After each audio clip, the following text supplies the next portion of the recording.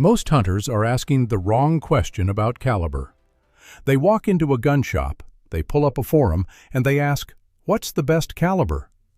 And that question sounds reasonable, but it's actually setting you up for a bad decision. Because best depends entirely on what you're doing. Best for what species? At what distance? In what terrain? With what budget? With what availability in your area? The better question, the one that actually leads to a smart purchase, is this: which single cartridge covers the most ground across the most scenarios I'm likely to face? And when you frame it that way, one answer keeps rising to the surface, the same answer it's been for over 100 years. The 3006 Springfield. But not for the reasons you've probably heard. Let me explain.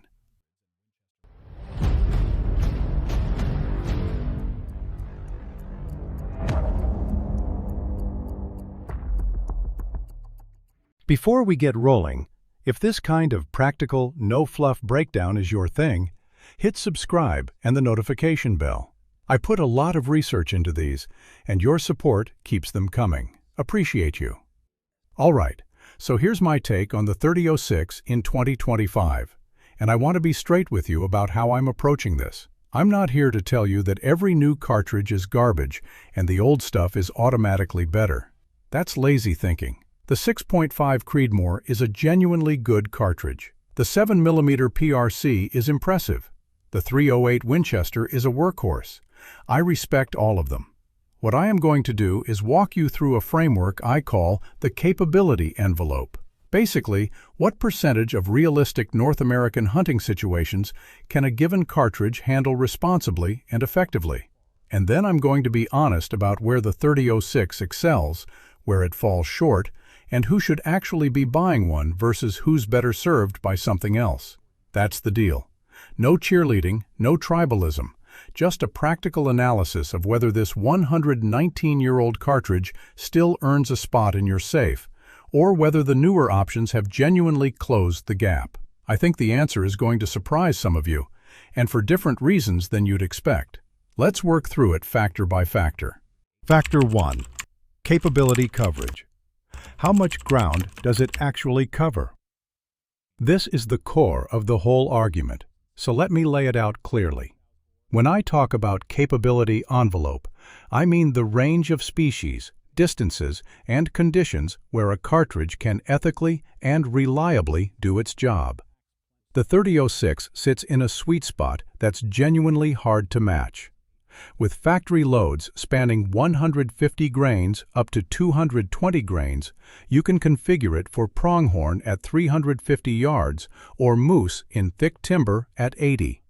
A 150-grain soft point exits at roughly 2,900 feet per second and generates around 2,800 foot-pounds at the muzzle, more than enough for deer and antelope with a flat enough arc for moderate range work.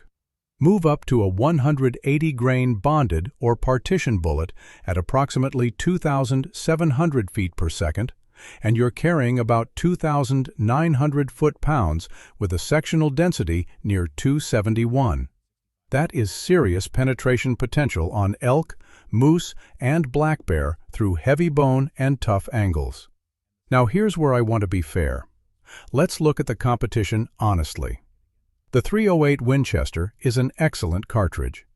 In a 165-grain load at roughly 2,700 feet per second, it handles deer and even elk inside 300 yards just fine, and you get the benefit of a short action, meaning a lighter, more compact rifle.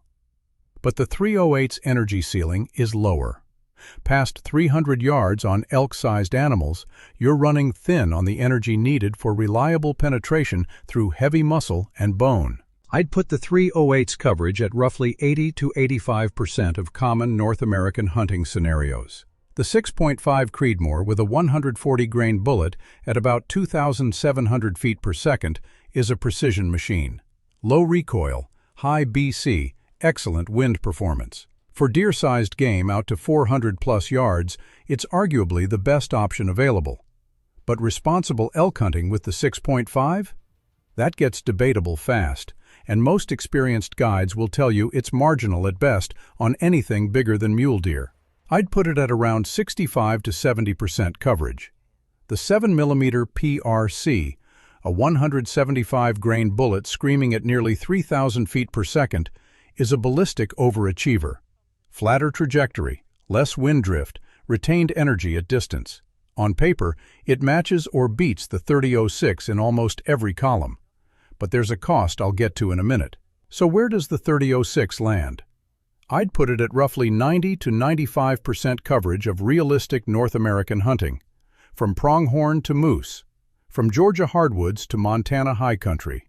That's a wider window than any of the alternatives I just listed, and it's the core reason this cartridge keeps earning its place. Factor 2. The logistics reality. Can you actually feed it? Here's something that doesn't show up on a ballistics chart, but absolutely shows up on hunting trips. Can you find ammunition when you need it? I'm not talking about ideal conditions where you order online 3 months before your hunt. I'm talking about your ammo gets damaged, your bag gets lost, you're on a road trip and realize you're short a box. Real-world stuff. The 30-06 and the 308 share a massive advantage here. Walk into just about any sporting goods store, farm supply shop, or small-town hardware store in America, and you'll find both of these on the shelf. Remington Core Locked, Federal Power Shock, Winchester Super X. The staples are always there in 150 and 180 grain. And if you want premium options, Federal Fusion, Barnes VORTX, Hornady Precision Hunter with the ELDX. Most well-stocked retailers carry those too. The 6.5 Creedmoor has improved significantly on availability since its early days, and in 2025 you can find it in most mid-size stores. But rural locations? Smaller shops? It's still hit or miss compared to the 30 caliber staples. The 7mm PRC is where the logistics math gets painful. It's still a young cartridge. Shelf space is limited. Prices per box are higher, often $40 to $60 for premium loads versus $25 to $35 for comparable 30-06 options.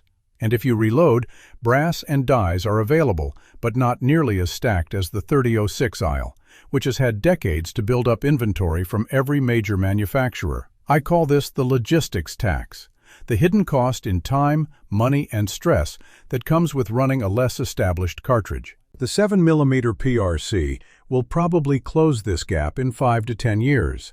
But right now, in 2026, the tax is real. Factor 3. Can the average hunter actually shoot it well? This is where I want to challenge some thinking. A cartridge that hits like a freight train means nothing if the shooter develops a flinch or can't practice enough to be proficient. In an 8-pound hunting rifle, the 30-06 with a 165-grain load produces roughly 19 to 20 foot-pounds of free recoil energy. That's noticeable. It's not punishing for most adults, but it's not gentle either. For context, a 6.5 Creedmoor in the same rifle sits around 13 to 15 foot-pounds, meaningfully softer. The 308 is about 17, and the 7mm PRC pushes into the low 20s with a sharper impulse. Here's my honest take. If you're recoil sensitive or you're buying a rifle for a smaller framed new hunter, the 30-06 might not be the right starting point. A 6.5 Creedmoor or even a 308 might get that person shooting more accurately, more often, with better fundamentals. And accurate shot placement with a lighter cartridge beats a flinched shot with a heavier one every single time. But for the average adult hunter who's willing to practice, the 30-06 is absolutely manageable. A good recoil pad, proper stock fit, and a muzzle brake or suppressor where legal bring it down to a very comfortable range. And the key payoff is this. You're managing moderate recoil in exchange for a cartridge that handles elk and moose with real authority instead of marginal adequacy. Factor 4. Modern ammo has quietly made the 30-06 better. This is the part that doesn't get enough attention. The 30-06 you can load in 2026 is not the same cartridge your grandfather shot in 1975. The case is the same, the pressure limits are the same, but the bullets have undergone a generational leap. Bonded bullets, like Federal Fusion and Nosler AccuBond, hold together through heavy bone at 30.06 impact velocities and deliver controlled expansion instead of fragmentation. All copper monolithics, like the Barnes TTSX and Hornady CX, give you lead-free compliance in states that require it, California, Arizona on certain units, while still expanding reliably at the speeds the 30.06 generates. And high BC options like the Hornady ELDX in 178 grains or the Nosler AccuBond Long Range have tightened the wind drift and drop gap between the 30.06 and the sleeker modern cartridges. What that means practically is this. The 30.06's capability envelope, which was already wide, has gotten wider. The floor hasn't dropped, but the ceiling has gone up. You're getting better terminal performance, better long-range consistency, and more options for regulatory compliance, all from a platform that's been around since Teddy Roosevelt was still a recent memory. So here's the straight talk. If you are a hunter who pursues, or plans to pursue, multiple species across different terrain, and you want one rifle to handle the job, the 30.06 Springfield remains the most logical choice in 2025. Not because it's the fastest, or the flattest, or the lowest recoil, but because its capability envelope, the total range of things it does well, is wider than anything else in its weight class. But I want to give you the honest counterpoint too, because I think you deserve it. If you only hunt whitetail and you value low recoil and precision, the 6.5 Creedmoor or 308 might genuinely serve you better. If you're a dedicated long-range Western hunter shooting beyond 500 regularly, the 7mm PRC's ballistic advantage is real and worth the logistics tax. And if recoil is a serious concern for you or someone you're buying for, lighter kicking options will produce better marksmanship and more ethical kills. The 30.06 isn't the best at any single thing. It's the best at covering the most things at once. That distinction matters. And for one rifle hunters, it's the distinction that should drive the decision. That's my framework, and that's my recommendation. The 30.06 Springfield doesn't need hype. It doesn't need defending. It just needs you to match it to the right question. Not, what's the best caliber? But what covers the most ground for how I actually hunt. If you found this breakdown useful, do me a favor. Hit that like button, subscribe if you haven't, and drop a comment telling me what cartridge you'd pick if you could only own one rifle for everything. I'm genuinely curious where you all land on this. Also, always check your local and state regulations before heading out. Practice with your chosen load. Confirm your zero. Hunt responsibly. That's what makes all of this worth doing. I'll catch you on the next one.